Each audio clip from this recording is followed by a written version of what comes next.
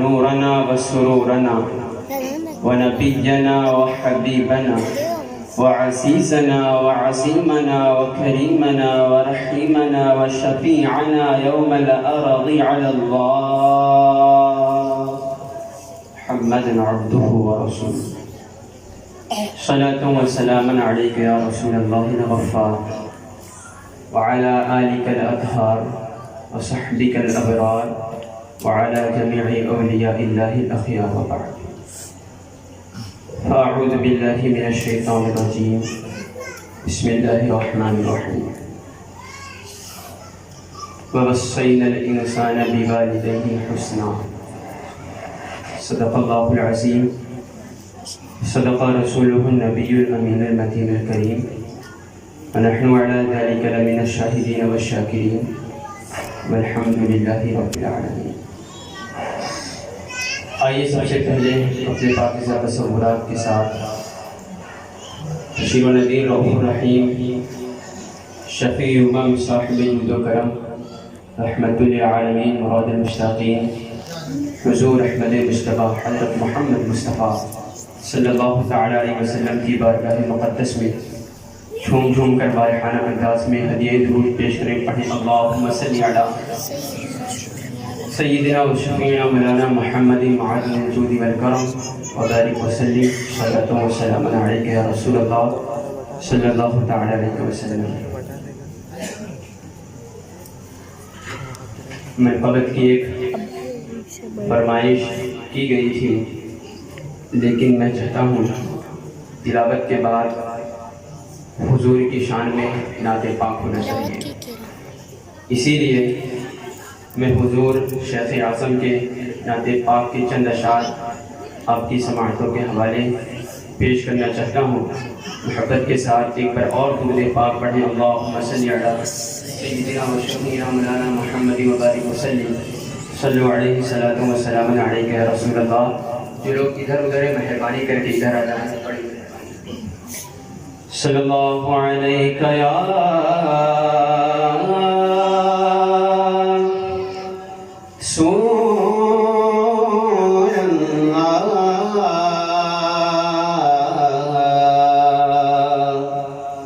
سلام علیک یا حبیب اللہ. دنیا میں ہر آفت سے بچانا مولا، عقبہ میں نہ کچھ رنج دکھانا مولا، عقبہ میں نہ کچھ رنج دکھانا مولا. اور بیٹھو جو درے پاک پیغمبر کے حضور، ایمان پہ اس وقت اٹھانا مولا. سارے پڑھیں صلی اللہ علیہ یا رسول اللہ سلام علیک یا حبیب اللہ. شعر دیکھیں فرماتے ہیں یا نبی آپ کا جس وقت اشارہ ہوگا، یا نبی آپ کا جس وقت اشارہ ہوگا، یا نبی آپ کا جس وقت اشارہ ہوگا، یا نبی آپ کا جس وقت اشارہ ہوگا، پھر یقیناً ہمیں طیبہ کا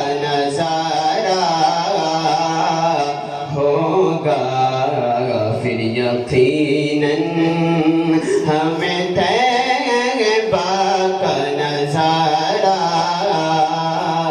ہوگا پھر یقیناً. شعر دیکھیں. موت تو اس لیے لگتی ہے بلی ہم کو بہت. موت تو اس لیے لگتی ہے بلی ہم کو بہت. بعد مرنے کو تو دیدار تمہارا ہوگا. بعد مرنے کو تو دیدار تمہارا ہوگا. یا نبی آپ کا اور میں غلام ابن غلام خواجہ. میں غلام ابن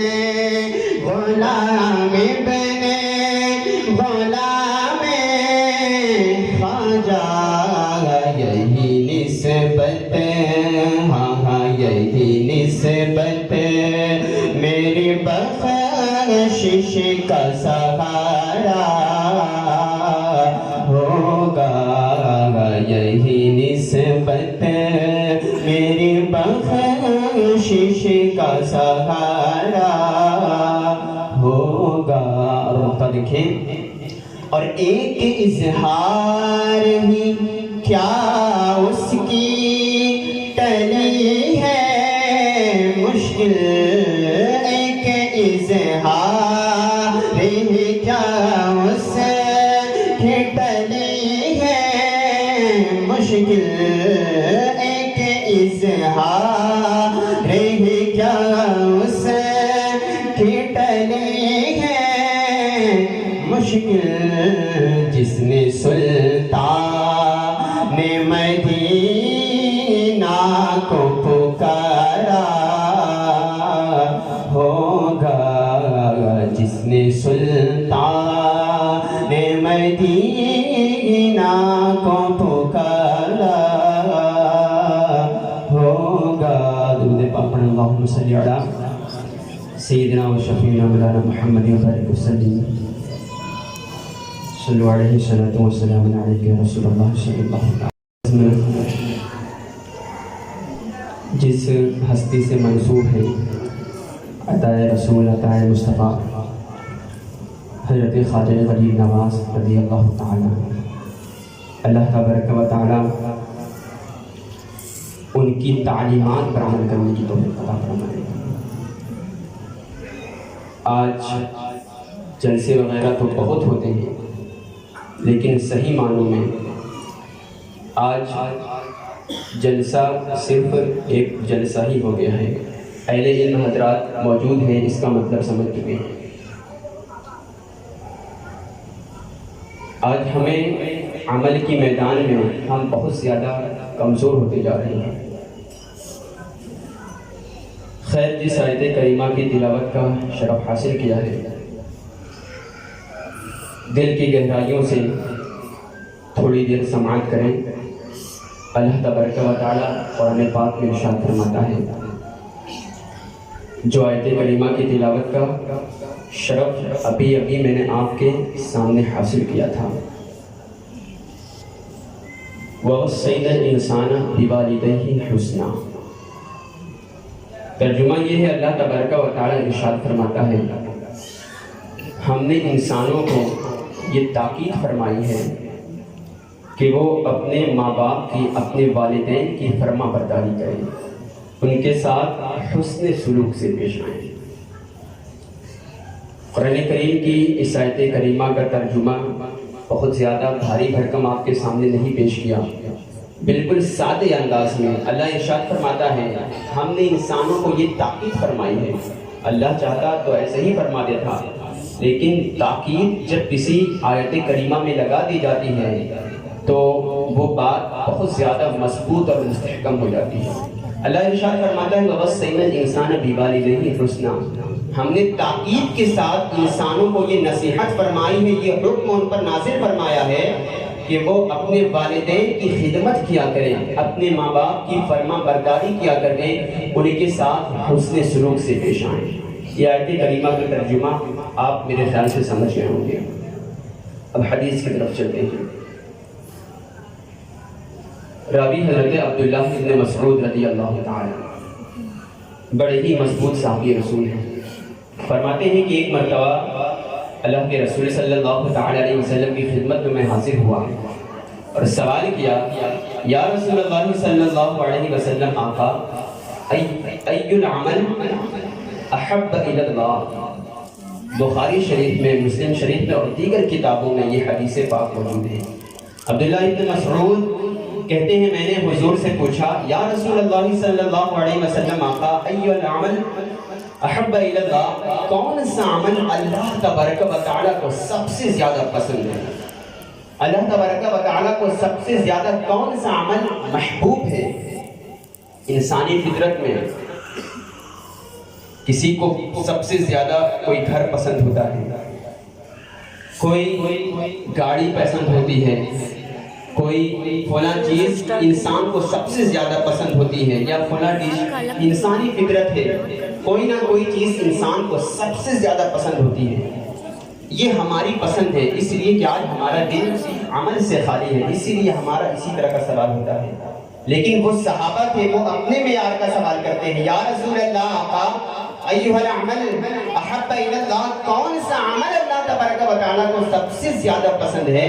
تو اللہ کے رسول نے ارشاد فرمایا، اے صحابہ، الصلاۃ فی وقتها، یعنی نماز کو اس کے اوقات میں پڑھنا، اس کے وقت میں پڑھنا، یہ اللہ تبارک و تعالیٰ کو سب سے زیادہ پسند ہے۔ توجہ کے ساتھ میری گفتگو سنیں تو بڑی مہربانی ہوگی۔ چند گفتگو کے بعد میں اختتام پر کی طرف چلا جاؤں گا۔ صحابہ نے پوچھا، اللہ کے رسول نے ارشاد فرمایا کہ سب سے زیادہ پسندیدہ عمل نماز کو اس کے وقت میں ادا کرنا۔ حضرت عبداللہ ابن مسعود کہتے ہیں میں نے پھر پوچھا، یا رسول اللہ ثم من، اس کے بعد اللہ تبارک و تعالیٰ کو کون سا عمل پسند ہے؟ اس عمل کو چھوڑ دیجئے، اس کے بعد کون سا عمل سب سے پسند ہے؟ تو اللہ کے رسول نے ارشاد فرمایا، بر الوالدین، والدین کی خدمت کرنا، ان کی اطاعت کرنا، ان کے ساتھ حسن سلوک سے پیش آنا۔ حضرت عبداللہ ابن مسعود نے پھر پوچھا، یا رسول اللہ ثم من، اس عمل کے بعد کون سا عمل اللہ تبارک و تعالیٰ کو سب سے زیادہ پسند ہے؟ تو اللہ کے رسول نے ارشاد فرمایا، الجہاد فی سبیل اللہ، اللہ کی راہ میں جہاد کرنا، اس کی راہ میں لڑائی کرنا، جنگ کرنا، یہ عمل اللہ تبارک و تعالیٰ کو سب سے زیادہ پسند ہے۔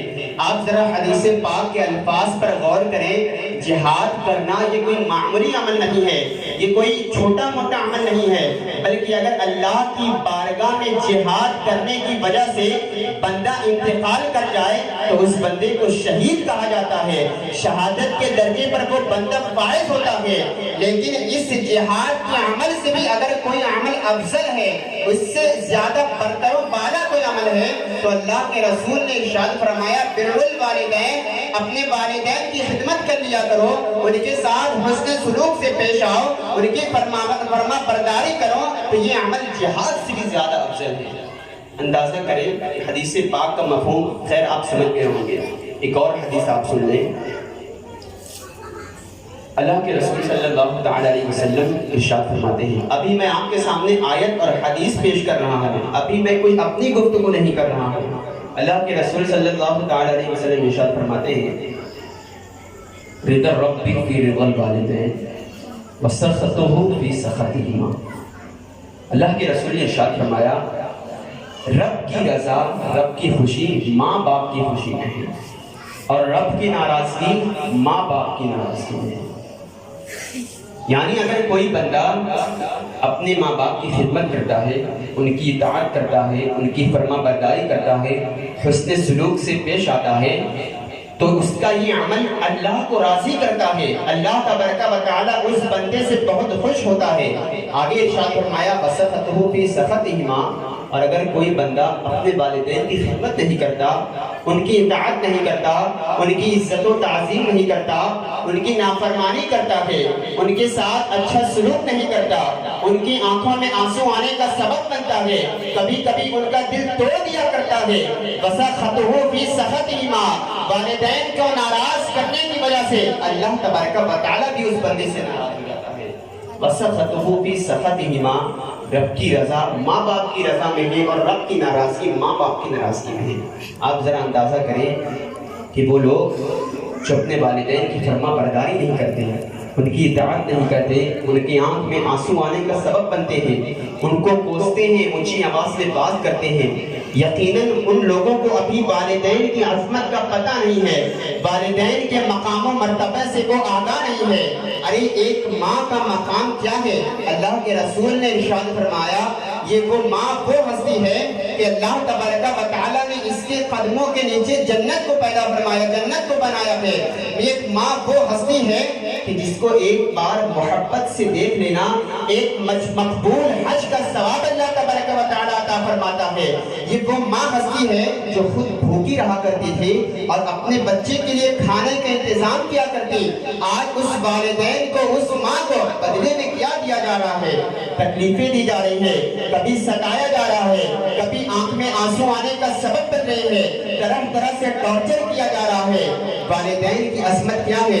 ایک ماں کا مقام کیا ہے؟ آؤ اللہ کے رسول کی بارگاہ میں چلتے ہیں۔ اللہ کے رسول صلی اللہ تعالی علیہ وسلم نے ایک ماں کی عظمت کو بتایا ہے۔ ایک مرتبہ کا واقعہ ہے، میرے آقا صلی اللہ تعالی علیہ وسلم مسجد نبی کے ایک کونے میں بیٹھے ہیں اور رو رہے ہیں، آنکھوں سے آنسو جاری ہے، زاروں قطار اشکوں کی برسات ہو رہی ہے۔ وہ رسول جو احد کی سختیوں میں نہ روئے، وہ رسول جو بدر کی تکلیفوں نہ روئے، وہ رسول جو مکے میں کانٹے پر چل کر نہ روئے، وہ رسول جو ساری مصیبتیں اور پریشانیاں جھیل کر مسکرا رہے ہیں، آج وہ رسول رو رہے ہیں۔ صحابہ کرام بھی حاضر ہو جاتے ہیں۔ کون رو رہا ہے؟ صحابہ کرام حاضر ہو رہے ہیں۔ کون رو رہا ہے؟ حبیب خدا رو رہا ہے۔ کون رو رہا ہے؟ مالک جنت رو رہا ہے۔ کون رو رہا ہے؟ انسان کامل رو رہا ہے۔ کون رو رہا ہے؟ جان آدمیت رو رہا ہے۔ کون رو رہا ہے؟ معلم کائنات رو رہا ہے۔ کون ہستی رو رہی ہے؟ جس کو اگر کوئی گالی دے دے تو جواب قرآن دیتا ہے۔ کون رو رہا ہے کہ جس کی اگر گستاخی کی جائے تو جواب اللہ تبارک و تعالیٰ کا فرماتا ہے؟ یہ وہ عظیم رسول مسجد نبوی کے کونے بیٹھے رو رہے ہیں، آنکھوں سے آنسو آتے، گالوں پر آتے اور موتیوں کی طرح جھڑ جاتے۔ صحابہ کرام جو اپنی جان سے زیادہ پیار کرتے تھے، اپنی جان سے زیادہ محبت کرتے تھے، یا رسول اللہ آقا کبھی آپ کو روتا نہیں دیکھا، آج کیوں رو رہے ہیں؟ آخر رونے کا سبب کیا ہے یا رسول اللہ؟ صحابہ کرام بھی حضور کو روتا دیکھ کر رونے لگتے ہیں۔ آقا کس چیز نے آپ کو رلا دیا ہے؟ تو تاریخ کے وہ الفاظ ہیں، غور سے سنیں۔ اللہ کے رسول نے ارشاد فرمایا، اے صحابہ آج مجھے میری ماں حضرت آمنہ کی یاد آ رہی ہے، میری ماں مجھے حضرت آمنہ کی یاد آ رہی ہے۔ وہ رسول اپنی ماں کو یاد کر کے مسجد نبوی کے ایک کونے میں بیٹھ کر زاروں قطار ہو رہے ہیں اور گویا اپنے 6 سال کی بچپنے کی زندگی کو آواز دے رہا ہے۔ یہی وہ وقت تھا کہ جب کہ ابوا کے مقام پر حضرت آمنہ خاتون رضی اللہ تعالی عنہ پتھروں کا سرہانہ ہے، پتھروں کا بستر ہے اور اسی پر لیٹے ہوئے ہیں، آخری وقت ہے۔ حضرت آمنہ کہتی ہے کہ میں، اے میرے بیٹے محمد، میں ابوا کی جنگل میں ہمیشہ کے لیے گم ہو جاؤں گی۔ دائیں سائیڈ ایک کنیز ہے جس کا نام حضرت ام ایمن ہے اور سینے کے پاس ایک 6 سال کا معصوم سا بچہ کہ جس کا چہرہ اتنا خوبصورت ہے، من رآنی فقد رأى الحق، کہ جو اللہ کا جلوہ دیکھنا چاہے تو اس 6 سال کے معصوم کا، بچے کا دیدار کرے۔ اس طرح میرے آقا صلی اللہ تعالی علیہ وسلم اس قدر حسین و جمیل کہ جس کے بارے میں حسان سن ثابت نے ارشاد فرمایا تھا، وَأَحْسَنَ مِنْكَ لَمْ تَرَبْ قَطُ عَيْنِي وَأَجْمَلَ مِنْكَ لَمْ تَلِدِ النِّسَاءُ خُلِقْتَ مُبَرَّأً مِنْ كُلِّ عَيْبٍ كَأَنَّكَ قَدْ خُلِقْتَ كَمَا تَشَاءُ۔ وہی چہرہ تھا کہ جس کے بارے میں کبھی پیر مہر علی شاہ ارشاد فرماتے ہیں، سبحان اللہ ما اجملکا ما احسنکا ما اکملکا، کتنے مہر علی، کتنے تیری ثنا جاریہ، یہی چہرہ تھا جس کے بارے میں کبھی شیخ سعدی ارشاد فرماتے ہیں بلغ العلا بکمالہ کشف الدجی بجمالہ حسنت جمیع خصالہ صلوا علیہ وآلہ، وہی چہرہ تھا کبھی امام کہتے ہیں یہ کمال حسن حضور ہے کہ گمان نقص جہان نہیں، یہی پھول خار سے دور ہے، یہی شمع ہے کہ دھواں نہیں، وہی چہرہ تھا کبھی یوں کہتے ہیں سرور کہوں کہ مالک و مولا کہوں تجھے، باغ خلیل کا گل صحبہ کہوں تجھے، اللہ ہرے تیرے جسم منور کی تابشیں، اے جانے جا میں جانے تجلا کہوں تجھے، کبھی کہتے ہیں میں تو مالک ہی کہوں گا کہ ہم مالک کے حبیب یعنی محبوب و محب میں نہیں میرا تیرا، لیکن رضا نے ختم سخن اس پہ کر دیا خالق کا بندہ خلق کا آقا کا۔ 6 سال کا معصوم سا بچہ، چہرہ اتنا حسین، من رآنی فقط رأى الحق، کہ جو اللہ کا جلوہ دیکھنا چاہے وہ اس بچے کا چہرہ دیکھ لے۔ حضرت آمنہ خاتون رضی اللہ تعالی عنہ ارشاد فرماتی ہیں اے میرے بیٹے محمد، میں ابوا کے جنگل میں ہمیشہ کے لیے گم ہو جاؤں گا، لیکن میں جانتی ہوں کہ میرا نام تا قیامت میرے اس بچے کی وجہ سے لیا جائے گا۔ وہی لمحات، وہی واقعات اللہ کے رسول کے ذہن میں تازہ ہو گئے اور مسجد نبوی کے ایک کنارے بیٹھ کر زاروں قطار رو رہے ہیں، آنکھوں سے آنسو جاری ہیں۔ وفات کے وقت آخری جملے جو حضرت آمنہ خاتون کی زبان پر تھے وہ شعر کے ایک الفاظ تھے۔ حضرت آمنہ خاتون رضی اللہ تعالی عنہ اپنے آخری لمحے میں یہ کہہ رہی تھی کہ میرے بچے کا چہرہ اتنا خوبصورت ہے کہ جس کے صدقے اللہ تبارک و تعالی رحمتوں کا نزول فرماتا ہے۔ میرا بچہ وہ ہے کہ جس کے ٹنکے مشرق و مغرب میں گونج جائیں گے۔ یہی شعر کے الفاظ حضرت آمنہ خاتون کہہ رہی تھی اور یہی کہتے کہتے آنکھیں بند کر لی اور روح قبض سے پرواز ہو گئی۔ 6 سال کا معصوم سا بچہ اپنی ماں سے اور قریب ہوتا ہے اور آگے بڑھتا ہے اور کہتا ہے امی اور آگے بولو نا، امی اور آگے بولیے نا، امی اور آگے بولو نا۔ ایک مرتبہ کہا تھا تو ایمن نے منع کر دیا، بیٹا جو موت کی آغوش میں آ جاتے ہیں تو پھر وہ بولا نہیں کرتے۔ خدا کی قسم اگر ایمن منع نہ کرتی اور حضور دوسری مرتبہ کہہ دے امی اور آگے بولو نا تو حضور کی ماں آمنہ ضرور بولتی، لیکن قدرت کو یہ منظور تھا کہ یہ داستان امت کے سامنے دہرائی جائے گی۔ ارشاد فرمایا امی اور آگے بولو نا۔ ایمن نے منع کر دیا، بیٹا جو چپ ہو جاتے ہیں پھر وہ بولا نہیں کرتے۔ وہی لمحات حضور کو یاد آ گئے، آنکھوں سے آنسو جاری ہے۔ حضور نے ارشاد فرمایا صحابہ اب عشاء کا وقت آنے والا ہے، عشاء کا وقت آنے والا ہے، کاش میں تم لوگوں کو عشاء کی نماز پڑھا رہا ہوتا، جماعت کے ساتھ امامت کرا رہا ہوتا اور میری ماں مجھے اپنا بیٹا کہہ کر پکارتی، بیٹا محمد ادھر آ۔ ذرا آپ اس بیٹے کی چاشنی کو دیکھیں، قرآن جسے یاسین کہے، قرآن جسے طٰہٰ کہے، قرآن جسے والنجم کہے، قرآن جسے یا ایھا المدثر کہے، قرآن جسے کاف ہا یا عین صاد کہے، قرآن جسے انا اعطیناک الکوثر کہے، اور کون کہہ رہا ہے قرآن میں؟ وہ خدا کہہ رہا ہے کہ جس نے اپنے محبوب کے 3000 نام رکھے ہیں، وہ خدا کہہ رہا ہے۔ لیکن حضور ارشاد فرماتے ہیں کہ مجھے ان ناموں سے نہیں بلکہ میری ماں مجھے اپنا بیٹا کہہ کر پکارتی۔ صحابہ کہتے ہیں یا رسول اللہ آپ کیا کرتے؟ حضور آپ کیا کرتے؟ تو اللہ کے رسول نے ارشاد فرمایا میں تم لوگوں کے عشاء کی امامت کرا رہا ہوتا، نماز پڑھا رہا ہوتا اور میری ماں مجھے پیچھے سے پکارتی اے میرے بیٹے محمد ادھر آ، تو میں نمازوں کو ترک کر دیتا اور لبیک یا امی کہتے ہوئے میں اپنی امی کے پاس چلا جاتا۔ آج ہمیں اس چہرے کا احساس نہیں ہے، آج ہمیں اس ماں کا خیال نہیں ہے، آج ہمیں اس ماں کی پرواہ نہیں ہے، لیکن یاد رکھو جب یہی چہرہ تم سے گم ہو جائے گا اور قبر کے اندر دفن ہو جائے گا تو اس وقت یہ چہرہ نہ تمہیں کسی منبر پر ملے گا، نہ کسی محراب پر ملے گا، نہ کعبے کے سائے کے دیواروں میں ملے گا۔ عرفات کے نظارے تو ہوں گے لیکن ماں کا چہرہ نہ ہوگا، مینا کی بہاریں تو ہوں گی لیکن ماں کا چہرہ نہ ہوگا، نکلتا ہوا چاند تو ہوگا لیکن ماں کا چہرہ نہ ہوگا، وقت پر سورج تو ہوگا لیکن ماں کا چہرہ نہ ہوگا، قرآن کا مصحف تو ہوگا لیکن ماں کا چہرہ نہ ہوگا، سب ہوگا لیکن ماں کا چہرہ نہ ہوگا۔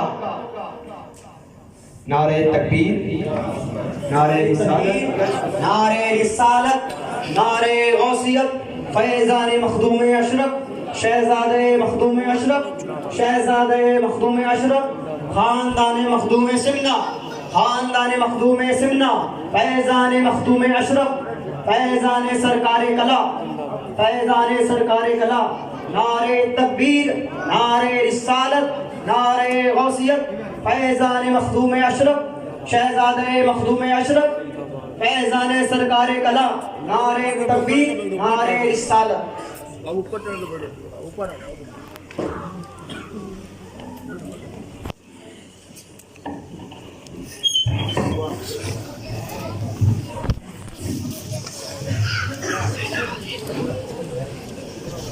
تو میں عرض کر رہا تھا جب ماں کا چہرہ ہم سے گم ہو جائے گا اور قبر کے اندر دفن ہو جائے گا تو یہ چہرہ نہ ہمیں کسی منبر پر ملے گا، نہ کسی محراب پر ملے گا، نہ کعبے کے سائے کے دیواروں میں ملے گا۔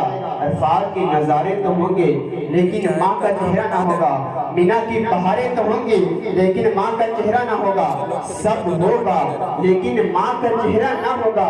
ماں کے ساتھ بغاوت کرنے والوں، ماں کا دل دکھانے والوں، ان کے ساتھ اونچی آوازوں میں بات کرنے والوں، اللہ کے رسول نے ارشاد فرمایا میری ماں مجھے اپنا بیٹا کہہ کر پکارتی تو میں تم لوگوں کو عشاء کی نماز ترک کر دیتا اور لبیک یا امی کہتے ہوئے میں اپنی امی کے پاس چلا جاتا۔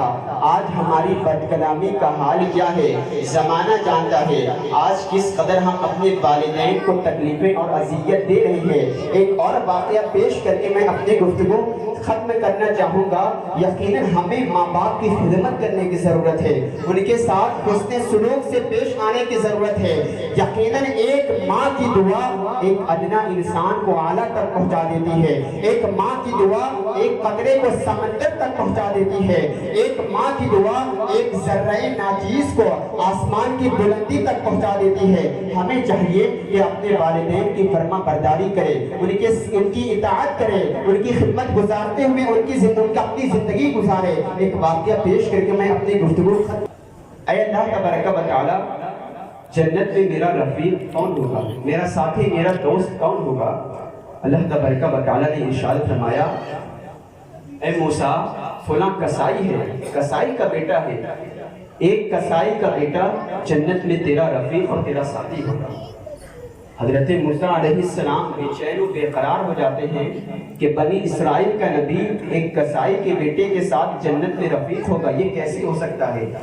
مالک مجھے اس کا پتہ بتا دیں، میں اس سے ملنے کے لیے جاتا ہوں، اس سے ملاقات کرنا چاہتا ہوں۔ اللہ تبارک و تعالی نے پتہ بتایا، فلاں شہر میں اس کی گوشت کی دکان تھی۔ حضرت موسیٰ علیہ السلام جاتے ہیں، دیکھتے ہیں کہ وہ کسائی کا بیٹا گوشت کی دکان پر گوشت بیچ رہا ہے، اور جیسے ہی وہ گوشت کی دکان سے فارغ ہوتا ہے حضرت موسیٰ علیہ السلام اس سے ملاقات کرتے ہیں اور اسی کے ساتھ اس کے گھر کی طرف روانہ ہو جاتے ہیں۔ جب گھر پہنچتے ہیں حضرت موسیٰ علیہ السلام نے دیکھا کہ سائیڈ میں کنارے ایک بوڑھی عورت تھی اور وہ لیٹی ہوئی تھی۔ اس کسائی نے تھوڑا سا گوشت بنایا اور اس کے بعد روٹی تیار کی اور اپنی ماں کو اس کے سینے پیچھے سے ہاتھ لگا کر بٹھایا اور اسی کے بعد اپنی ماں کو گیلے گیلے نوالا کھلانے لگا، اور اسی کے بعد جب وہ کھلا رہا تھا تو ماں کے دعا کے ہاتھ اٹھے اور کچھ کہہ رہی تھی۔ اسی کے بعد کھانے کے فارغ ہونے کے بعد اس کو لٹا دیا گیا۔ موسیٰ علیہ السلام نے ارشاد فرمایا اے کسائی، اے نوجوان، یہ کون ہے؟ اس نے کہا یہ میری ماں ہے۔ تو کہا، ارشاد فرمایا یہ ماجرا کیا ہے؟ ارشاد فرمایا میں سارا دن کچھ وقت گوشت کی دکان پر رہتا ہوں پورا خیال اپنی ماں کی طرف رہتا ہے. جب میں واپس آتا ہوں تو پہلے کھانا خود نہیں کھاتا, اپنی ماں کو کھلاتا ہوں, اسی کے بعد میں خود کھاتا ہوں.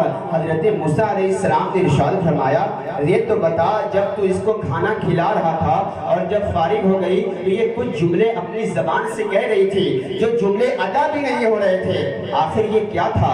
تو اس نوجوان قصائی نے کہا, یہ میری ماں ہے, مجھ سے بڑی محبت کرتی ہے. ارشاد فرمایا, جب میں نے اس کو کھانا کھلایا تو میری ماں مجھے روز دعائیں دیتی ہے اور کہتی ہے, اے اللہ جنت میں میرے اس بیٹے کو حضرت موسیٰ علیہ السلام کا رفیق بنانا, بنی اسرائیل کے نبی موسیٰ کا ساتھی بنانا, اس کا رفیق بنانا.